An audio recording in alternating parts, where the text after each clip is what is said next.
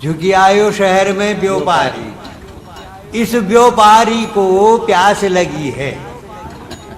सारा पानी चूस रहे हो, नदी समंदर लूट रहे हो, गंगा यमुना की छाती पर कंकड़ पत्थर कूट रहे हो।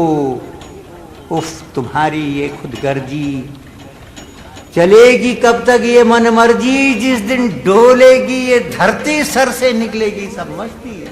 अब महल चौबारे बह जाएंगे, पीने को पानी तो नहीं मिलेगा, लेकिन महल चौबारे बह जाएंगे, खाली रोकड़ रह जाएगा।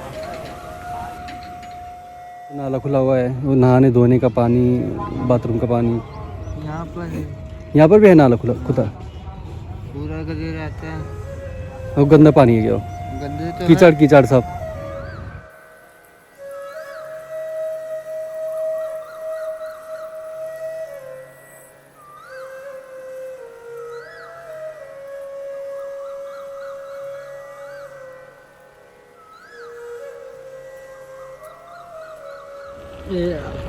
अब हैंड पंप से अब वो बिगड़ जाएगा, हाँ, फिर कब वो पीना पड़ेगा नदी का पानी। अच्छा।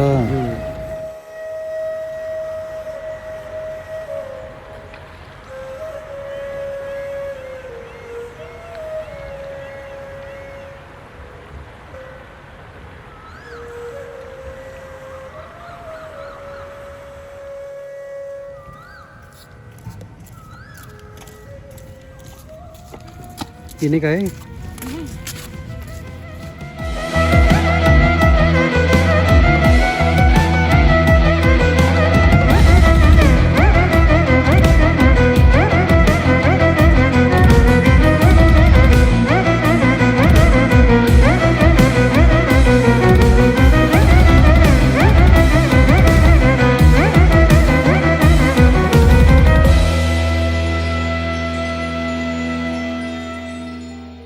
अपनी नदियों के कारण हिमालय बिना मांगे ही उत्तरी भारत को मिट्टी, उर्वरता और पानी बांटता रहा है। ये नदियां हिमालय को अरब सागर और बंगाल की खाड़ी से जोड़ती हैं। आप लंबे समय से देख ही रहे होंगे कि हिमालय से मिट्टी के जाने की गति बढ़ गई है, मुख्यतः भूस्खलन, मृदा अपरदन तथा बाढ़ के माध्यम से। और ये मिट्टी ही है जो हमें मिट्टी होने नहीं देती, तथा हिमालय की अधिकांश लड़ाइयाँ इसी मिट्टी के लिए चल रही हैं। खैर, आज हम नदी पर बात करेंगे। नदी का नाम है Ganga, the life line of India. करम जिसे पुकारे वो पहुँचे गंगा किनारे। गंगा नदी मुख्यतः भागीरथी और अलकनंदा नदी के संगम से मिलकर बनती है।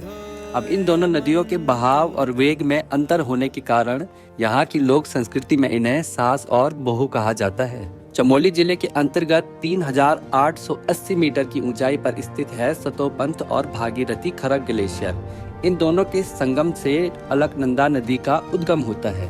वैसे तो अलकनंदा गढ़वाल क्षेत्र में 5 स्थानों पर 5 अलग अलग नदियों के साथ संगम करके पंचप्रयाग नामक तीर्थों को जन्म देती है, किंतु इससे पहले भी इसके 10,000 से 11,000 वर्ग किलोमीटर में फैले हुए बेसिन में लगभग 93 अलग अलग छोटी बड़ी नदी धाराएं अलकनंदा में आकर मिलती हैं। जैसे उदाहरण के लिए देवताल झील से निकलने वाली सरस्वती नदी अलकनंदा नदी से केशव प्रयाग में मिलती है। इसी प्रकार नीलकंठ पर्वत से निकलने वाली ऋषि गंगा बद्रीनाथ में अलकनंदा से संगम करती है। हेमकुंड के पास से निकलने वाली लक्ष्मण गंगा गोविंद घाट में, और धौलागिरी श्रेणी के कुल्लू क्षेत्र से आने वाली धौली गंगा जिस स्थान पर अलकनंदा नदी से मिलती है उसे विष्णु प्रयाग कहा जाता है। इसके बाद नदी त्रिशूल पर्वत से निकलने वाली नंदाकिनी से नंद प्रयाग में मिलती है। नंद प्रयाग के बाद अलकनंदा कर्ण प्रयाग में पिंडर से मिलती है, और 105 किलोमीटर लंबी पिंडर की अपनी भी कई सहायक नदियां हैं। उदाहरण के लिए आटागाड़, कर्णगंगा आदि आदि। इसके पश्चात केदारनाथ के पास की मद्रांचल श्रेणी से निकलने वाली मंदाकिनी रुद्रप्रयाग में अलकनंदा से मिलती है, और अंत में अपनी 195 किलोमीटर की यात्रा को पूरी करते हुए देवप्रयाग में भागीरथी से मिलकर गंगा हो जाती है। मन पावन हो गंगा में डूबे नहाए, मन रावण जो लहरों में तूने बहाए, जो चला गया वो लौट के फिर ना आए, तेरा कर्म ही है जो संग। गंगा भारत के उत्तरी मैदानों के लिए जीवनदायिनी तो है ही, पर यह साथ में लाखों जीवों और वनस्पतियों का घर भी है। और गंगा के मैदानों का उपजाऊ बने रहना और इस क्षेत्र के लोगों का स्वस्थ बने रहना गंगा नदी की स्वच्छता पर निर्भर करता है। किंतु समय के साथ इसका ठीक विपरीत रूप ही देखने को मिल रहा है और इसका प्रभाव हमें लोगों के स्वास्थ्य पर देखने को मिलता रहता है, खास तौर पर बच्चों में। वैसे तो कई रिपोर्ट्स और पड़तालें इसके विषय में बताती रहती हैं कि गंगा मैदानों में कितनी प्रदूषित हो चुकी है, किंतु आज की इस वीडियो में हम देखेंगे कि क्या गंगा केवल मैदानों में ही प्रदूषित है या फिर पहाड़ों में भी यही हाल है। तो आइए अलकनंदा से शुरू करते हैं। जो पास तेरे वही तेरा, बाकी सब मोह का फेरा। अलकनंदा में प्रदूषण के मुख्य स्रोत पर्वतीय बस्तियां, तीर्थ स्थल और तीर्थ यात्री हैं। तीर्थ यात्रा मार्ग के गांवों और कस्बों में अधिकांश लोगों के लिए नदी ताज़ा पानी और अपशिष्ट जल दोनों का आधार है। अर्थात मैं किसी घाट के पास ये समझकर पानी पीता हूँ कि नदी यहाँ तक तो शुद्ध है और इससे आगे यदि मैं इसमें कूड़ा डाल दूँ तो मुझे क्या नुकसान होगा। और यही मानसिकता हर शहर और कस्बे के लोग अपनाते हैं और नदी हर कदम पर प्रदूषित होती जाती है। जहाँ पे वो है क्या, घसे महादेव, घसे महादेव के नीचे तो नाला खुला हुआ है, वो नहाने धोने का पानी, बाथरूम का पानी। यहाँ पर है, यहाँ पर भी है नाला खुला खुदा, पूरा गंदे रहता है। वो गंदा पानी है क्या, वो गंदे तो कीचड़ कीचड़ सब। तो फिर चलता है भैया, है शुद्ध चलता है, गंदा नहीं होता गंगा मैया। ना, गंदा नहीं होता ना, पर वो हो जाता क्या, मतलब गंगा मैया तो खराब हो ही जाती है उससे, है ना। मतलब लोग घर का डालते हैं, घर की गंदगी डाल ले उसमें। वही तो ये तो ला रहे थे अभी, मतलब ये नेपालियों के बच्चे की, जो छोटे छोटे बच्चे थे ना, तो मैंने पूछा कि ये डब्बों में पानी ला रहे हो भर के, तो ये क्या पीने के लिए है? पता नहीं, पीते होंगे कि बर्तन वर्तन धोने के लिए जाते हैं। कठिन भौगोलिकता के कारण उच्च पहाड़ी गांवों में कूड़े को फेंकने के लिए उचित व्यवस्था तो नहीं होती, जिस कारण या तो कूड़ा जला दिया जाता है या नदी और गदेरों में फेंक दिया जाता है, जिससे बरसात के दिनों में वो बह कर के मुख्य नदी में आ जाता है। और ये जो मुख्य नदी है वो अलकनंदा है। नदी किनारे बसे गांवों, कस्बों और बाजारों में स्थित घरों, दुकानों और होटलों का कूड़ा और सीवेज बड़ी मात्रा में अलकनंदा तथा उसकी सहायक नदियों में डाल दिया जाता है। और जहां कूड़ा डालने के लिए नगर पालिका और नगर निगम ने व्यवस्था भी कर रखी है, तो वहां भी कूड़ा नदियों के किनारे डंप कर दिया जाता है, जिसकी सुगंध आपको शहर में कदम रखने से पहले ही तृप्त कर चुकी होगी। और यदि आप इससे पहले भी तृप्त हो चुके हैं तो आप अपनी गाड़ी के शीशे पहले ही चढ़ा चुके होंगे। खैर, नदी किनारे लगाए हुए कूड़े के डंप नदी का स्तर बढ़ने पर नदी की चपेट में आ जाते हैं और शहर फिर पहले जैसा स्वच्छ हो जाता है। कई जगह इसके लिए निकायों ने उत्तम कार्य भी किए हैं, जैसे जोशीमठ नगर निगम ने पर्यटकों के द्वारा छोड़े गए 3 टन प्लास्टिक, जो कि यात्रियों की लापरवाही का ही नतीजा था, उसे संकलित करके रिसाइकलिंग के बाद 1.2 करोड़ रुपए कमाए, यानी कि 1 करोड़ 20 लाख रुपए कमाए। और कई जगह प्लास्टिक मुक्त यात्रा जैसे उपक्रमों को बढ़ावा भी दिया। किंतु ये सारे प्रयास बड़े स्तर पर फैल रहे पॉल्यूशन को रोकने में असफल सिद्ध हुए हैं।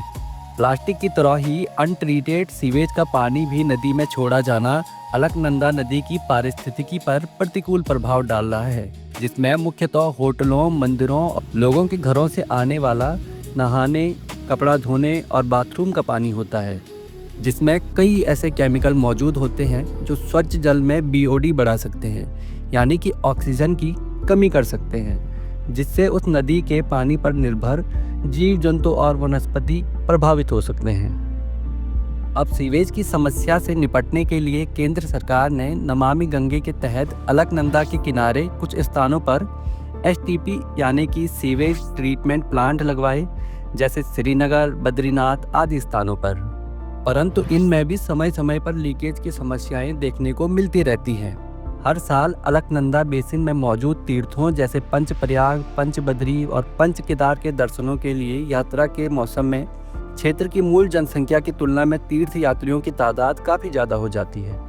अब सीमित संसाधनों वाले छोटे शहरों में इतने सारे लोग एक साथ आने से पानी और कचरा प्रबंधन पर भारी दबाव पड़ता है। जोशीमठ गौचर से लेकर रुद्रप्रयाग तक हर जगह बढ़े हुए यातायात और आवास की मांग समस्याएं पैदा कर देती हैं, जिस कारण से सामान्य काम करने वाली व्यवस्थाएं लगभग हैंग होने लगती हैं।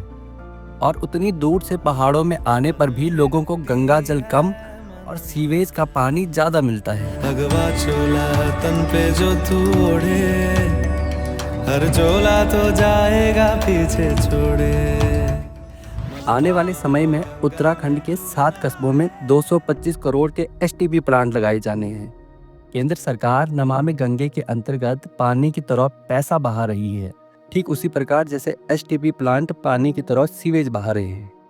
अलकनंदा नदी श्रीनगर में भी बड़े स्तर पर प्रदूषित होती है।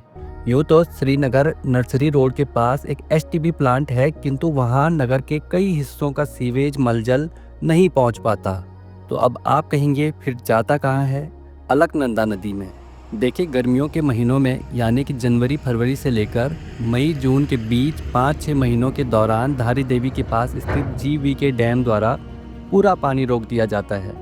केवल 5 से 7% पानी ही नदी में छोड़ा जाता है, जिस कारण से डैम से लेकर श्रीनगर नेथाना पुल तक नदी बिल्कुल सूख जाती है या बिल्कुल ना के बराबर पानी रहता है, जिसमें श्रीनगर के आसपास के गांवों, कस्बों, बस्तियों जैसे श्रीकोट, चौरास, खसिया महादेव, एजेंसी मोहल्ला आदि स्थानों के नालों, सीवेज और बाथरूम इत्यादि का गंदा पानी मिल जाने से उसमें नदी का पानी कम और सीवेज का मल मूत्र ज़्यादा हो जाता है।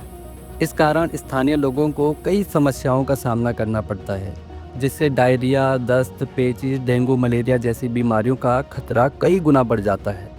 साथ ही इस दौरान जब स्थानीय लोग या यात्री मंदिर में जल चढ़ाने के लिए नदी का पानी गंगा जल समझकर लाते हैं, तो उन्हें पता ही नहीं होता कि इसमें गंगा का पानी कम, सीवेज का ज़्यादा है।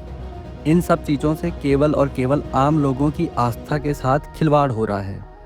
लंबे समय से स्थानीय लोग ये मांग भी उठाते आ रहे हैं कि श्रीकोट से लेकर उफरडा तक सीवेज लाइन बिछा दी जाए, जिसके लिए नेतागण भी समय समय पर हाँ में हाँ मिला देते हैं। खैर, सरकारें अपना काम जब करेंगी तब करेंगी। आप लोग भी अपने स्तर से कार्य करें, कम से कम अपने कूड़े की जिम्मेदारी लें, क्योंकि नदियाँ यूं ही बहती रहेंगी, बस प्रदूषण की मात्रा और मापदंड बदलते रहेंगे।